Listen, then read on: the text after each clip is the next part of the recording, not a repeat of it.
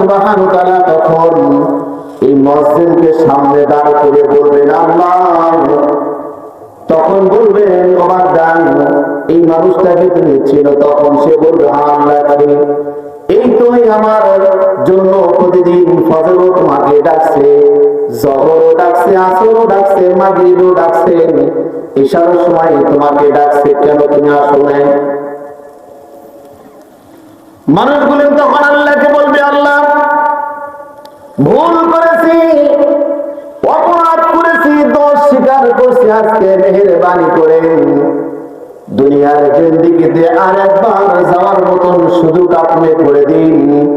আপনার কাছে ওয়াদা করছি জীবনে কোনদিন আর আমরা নামাজ ছেড়ে দেব না। আল্লাহ বলবেন বান্দা, দুনিয়ার হায়াত তুমি পাড়ি দিয়ে চলে আসছো,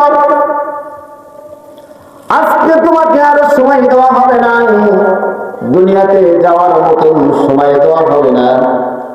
মানুষগুলো বারবার আল্লাহকে বলবে আল্লাহ আপনি আমাদেরকে একটু সময় দেন, মেহেরবানি করে আমরা দুনিয়াতে যাই। আমাদের জীবন করে আমরা নামাজ দিয়ে রোজা দিয়ে সব কিছু দিয়ে আমরা সাজাইয়ে নিব, মেহেরবানি করে আপনি আমাদেরকে একবার দুনিয়াতে যাওয়ার মতন সুযোগ করে দিয়ে দিন।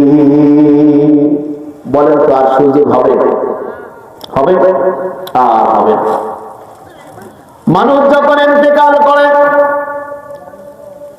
মানুষ যখন ইন্তেকাল করে কবরে চলে যায়, দুনিয়ার হায়াতের জিন্দেগি পাড়ি দিয়ে মানুষটা যখন কবরে চলে যায়, সব কিছু দুনিয়াতে রাখিয়ে যায়, কিছু সে নিয়ে যায় না।